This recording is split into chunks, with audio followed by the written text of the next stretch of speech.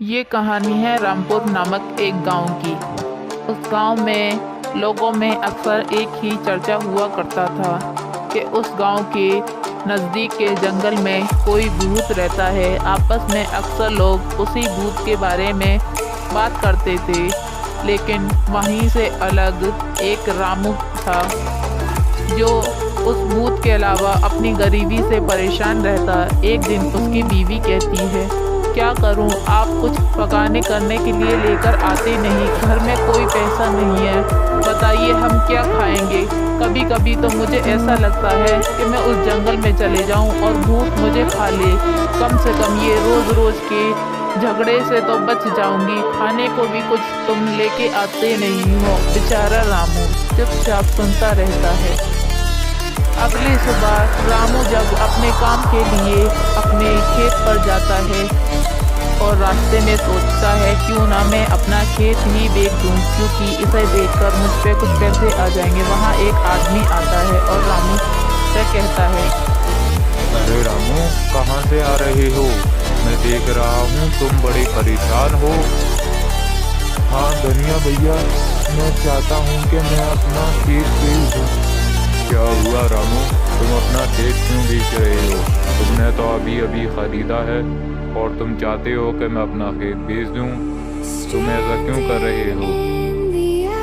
अरे नहीं भैया, मैं चाहता था कि मेरी गरीबी इस खेत से ही दूर हो जाए। अरे नहीं नहीं, यही तो तुम्हारी कमाई का जरिया है, इसी से ही तो तुम्हारे घर का दाना पानी चल रहा है और तुम इसी को ही बेच रहे हो। अरे नहीं नहीं, मेरी फसल भी अच्छी हो गई है और अब मैं चाहता हूँ कि इस खेत को मैं बेच दूँ। अरे तुम सुनो, अगर तुम इस खेत को बेचना ही चाहते हो तो मेरी बात सुनो।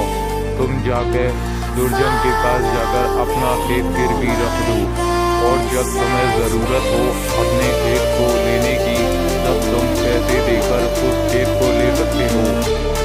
रामू भी इस धनिया की बात से सहमत हो जाता है और कहता है, धनिया भैया सही कह रहे हैं, मैं बेच दूंगा तो मेरे पास सिर्फ पैसे आएंगे। अगर मैं गिरवी रख दूं खेत को तो मैं शायद आगे छुड़ाकर अपना खेत भी बना सकता हूँ।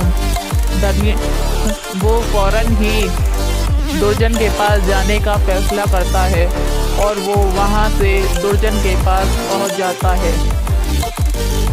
रामू को देखकर दुर्जन कहता है, अरे रामू, कहाँ से आ रहे हो? क्या हुआ, आज बड़े दिनों बाद दिख रहे हो? मैंने सुना है कि तुम अपना खेत बेच रहे हो और अगर तुम अपना खेत बेचना चाहते हो तो तुम दुर्जन के बजाय मुझे अपना खेत दे दो और मैं तुम्हारे खेत की दुगनी कीमत दूंगा। और घबराओ मत, ये खेत तुम जब चाहोगे, जब तुम्हें। अरे नहीं नहीं, मैं अपना खेत तुम्हें कैसे दे सकता हूँ। मैं तो अपना खेत केवल दुर्जन भाई साहब को ही दूंगा, क्योंकि मुझे भरोसा है कि दुर्जन भाई साहब के पास मेरा खेत सही सलामत रहेगा। और ऐसे कैसे मैं तुमको ज़बरदस्ती अपना खेत दे दूं? और आखिर ऐसा तुम्हारा क्या मतलब पड़ गया जो तुम मेरे खेत की 2 गुना कीमत देना चाहते हो? इससे तो यही जाहिर होता है ना कि तुम मेरा खेत बेईमानी से हड़पना चाहते हो। मैं अपना खेत हरगिज़ तुम्हें नहीं दूंगा, क्योंकि मैं फैसला कर चुका हूँ। मैं दुर्जन भाई साहब के पास ही जा रहा हूँ और वहीं पर अपना खेत उन्हें। अरे रुको रुको रामू, तुम सोच रहे हो कि हम तुम्हारा खेत को हड़पना चाहते हैं? अगर हमें हड़पना ही होता तो तुम्हारा खेत पहले ही हड़प लेते। और हम तुम्हें दूसरा क्या समझा रहे हैं? क्या तुम्हारे खेत की हम दुगनी कीमत देंगे, तुम दुर्जन के बजाय हमें दे दो। और ज़्यादा सोचो समझो मत, वरना तुम्हारा खेत न इधर रहेगा न उधर रहेगा। और अगर ये बात तुमने दुर्जन को बताई तो समझ लेना, उसी दिन ही तुम्हारा खेत और तुम दोनों गायब कर लिए जाओगे। और ये बात को ध्यान रखना, कल्लन कालिया नाम है मेरा। बेचारा रामू डरता डराता आगे बढ़ने लगता है। उसे कल्लन कालिया की बात से बहुत ज़्यादा डर लगने लगता है, क्योंकि वो पहले से ही परेशान था। आगे उसे दुर्जन मिलता है। दुर्जन बोलता है, अरे रामू, क्या हुआ तुम्हें? कुछ नहीं दुर्जन भाई साहब, मैं अपना खेत आपको गिरवी रखने आ रहा था, लेकिन उधर कल्लन कालिया ने मुझे धमकी दी है कि अगर मैंने अपना खेत उसे नहीं दिया तो वो मेरे खेत को और मुझे इस गांव से गायब कर देगा। तुम घबराओ मत, कल्लन कालिया के लिए तुम इतने ज़्यादा वो हो रहे हो। तुम्हें पता है ना, मेरा नाम दुर्जन है, मैं उससे ज़्यादा ताकतवर हूँ। तुम्हें परेशान होने की कोई ज़रूरत नहीं। क्यों, अगर तुम अपनी मर्जी से अपना खेत मेरे नाम करना चाहते हो तो बेशक खुशी से करो, और तुम्हें किसी से डरने की कोई ज़रूरत नहीं। मैं देखता हूँ कौन सा कल्लन कालिया तुम्हारा क्या बिगाड़ लेता है, और तुम्हें परेशान होने की ज़रूरत नहीं। तुम चाहो अपना खेत रख दो, और जब तुम्हारा जी चाहे अपना खेत मुझसे वापस ले लेना। इस पर रामू कहता है, शुक्रिया दुर्जन भैया, मैं तो बहुत ही ज़्यादा डर गया। अरे तुम्हें डरने की कोई ज़रूरत नहीं। ठीक है दुर्जन भैया, मैं अपना खेत आपके पास ही रखूँगा, और उस कल्लन कालिया से भी मुझे अब डर नहीं लगता, क्योंकि आपने इतना कह दिया मेरे लिए तो यही काफ़ी है। हाँ, मुझे भी बहुत अच्छा लगा कि तुम्हें मुझ पर इतना भरोसा है। तुम फिक्र मत करो रामू, तुम्हारा खेत बिल्कुल मेरे पास सही सलामत रहेगा। जब तुम चाहो उसे वापस ले सकते हो। शुक्रिया, मैं अब जाना चाहूँगा। बिल्कुल, आप खुशी से तुम अपने घर जा सकते हो, तुम्हें किसी बात की परेशानी नहीं होगी, जिस बात की गारंटी मैं लेता हूँ। शुक्रिया भैया, आपने इतना कह दिया, मेरे लिए तो यही काफ़ी है। मैं तो बहुत ही ज़्यादा डर गया था, कहीं ऐसा ना हो कल्लन कालिया मेरा खेत हड़प ले और मुझे रोड पे ला दे। वैसे भी मेरे घर के हालात कुछ अच्छे नहीं चल रहे हैं, उसकी बात से तो मैं बहुत ही ज़्यादा घबरा गया था। आपने मुझे भरोसा दिलाकर मुझ पे बड़ा एहसान किया है। अब मैं अपने घर जाना चाहता हूँ भाई। जब रामू अपने घर आ जाता है तो वह थोड़ा खुश भी होता है और डरा भी होता है, लेकिन उसके दिल में राहत होती है। उस पर इसकी पत्नी कहती, क्या हुआ जी, आप कुछ कर आए या नहीं, कि हमेशा की तरह खाली हाथ ही आ गए? मैंने सुबह से कुछ नहीं खाया है, तुम्हें पता है ना, तुम्हें किसी भी बात की चिंता ही कहाँ रहती है। तुम्हें तो बस घूम या फिर आओ, बस खेत पे काम कर लेते हो तो तुम्हें लगता है कि तुम सारा घर चला लेते हो। मैंने कुछ खाया पिया नहीं है, और तुम अपने खेत को बेचने की बात कह रहे थे, क्या हुआ? अरे भगवान, मैं उसी के सिलसिले में गया था, लेकिन मुझे रास्ते में कल्लन कालिया मिल गया। उसने मुझे धमकी दी, अगर हमने अपना खेत उसे नहीं दिया तो वो हमारे खेत को हड़प लेगा और हमें इस गांव से फेंक देगा। हे राम, इस कल्लन कालिया को भी हमारी जिंदगी में आना था। वैसे ही हमारे दिन गिन गिन के कट रहे हैं, और ये कल्लन कालिया हमें भी अब बहुत ज़्यादा दुखी करने लगा है। तुमने इसका कोई इलाज निकाला या नहीं? बेचारा रामू क्या करता, वो अपनी बीवी के ताने सुनता रहता है, क्योंकि बीवी भी उसकी बहुत ज़्यादा गुस्से में होती है। बीवी कहती है, अब हाथ मुँह धो के अंदर आ जाओ, वैसे खाने को तो कुछ है नहीं, फिर भी कल के बासी चावल है, तुम खाओ, चाहो तो खा लेना। इधर रामू की पत्नी रामू को बस डांटती रहती है। रामू फिर अपने घर जाने की बजाय अपने खेत के लिए निकल जाता है।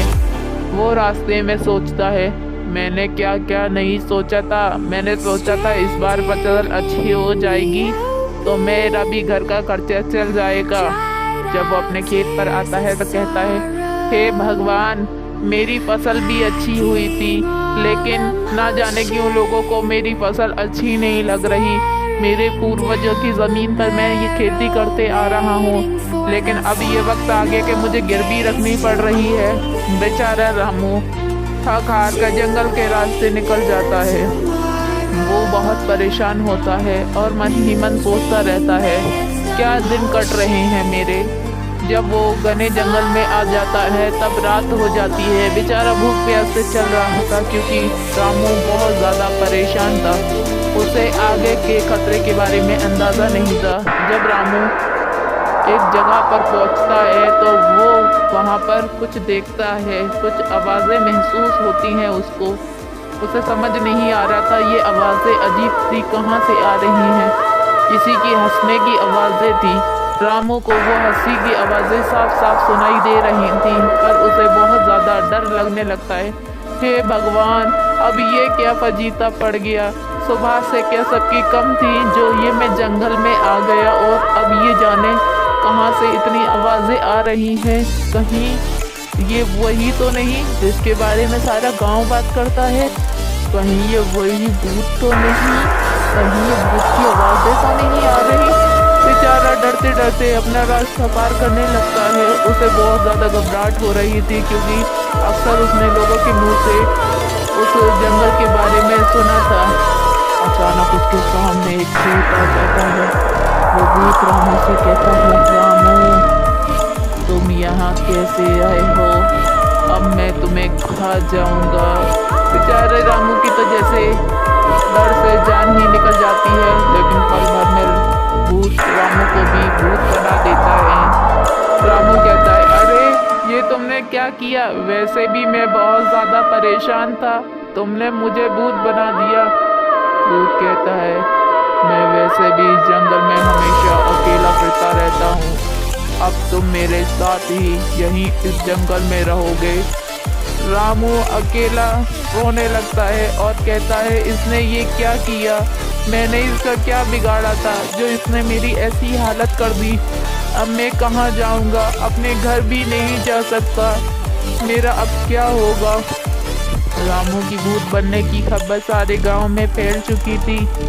लोग आपस में रामू की भूत बनने की खबर को बोलने लगे थे। अरे तुमने सुना है, रामू भूत बन चुका है?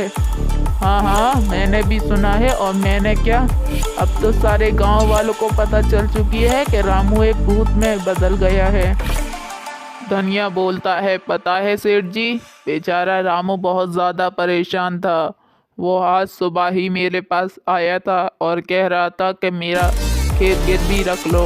बेचारे के साथ ये क्या हो गया? उसकी परेशानी उसको जंगल की ओर ले गई। सब सही कहते हैं कि उस जंगल में भूत रहता है, इसमें कोई शक नहीं। अगर उसमें भूत नहीं होता तो हमारा अच्छा खासा रामू भूत नहीं बन जाता। आप बेचारे के साथ में क्या हो रहा होगा? मुझे तो ये सोच के ही डर लग रहा है। तुम सही कह रहे हो। सब लोग ऐसी ही बातें कर रहे थे। उधर कलन कालिया कहता है, दुर्जन ये तुम्हारी वजह से हुआ है। अगर वो उसके मुंह पर सिर्फ तुम्हारा नाम नहीं रटा होता तो मैं उसके खेत की कीमत 2 गुना देकर उसे ले लेता और वो ना इतना परेशान होता। इसमें तुम्हारी ही गलती है, तुमने उसे ऐसे ही बातों में ले लिया जिसकी वजह से वो बेचारा जंगल की तरफ चले गया। मुझे तो ऐसा लगता है कि तुम चाहते ही थे कि रामू भूत बन जाए, क्योंकि उसके सारा खेत तुम्हारा हो जाएगा, क्योंकि वो वैसे भी तुम्हारे पास ही गिरवी रखने की कह रहा था। इसमें तो सिर्फ केवल तुम्हारा ही भला हुआ है और इसके पीछे बेचारे रामू की ज़िंदगी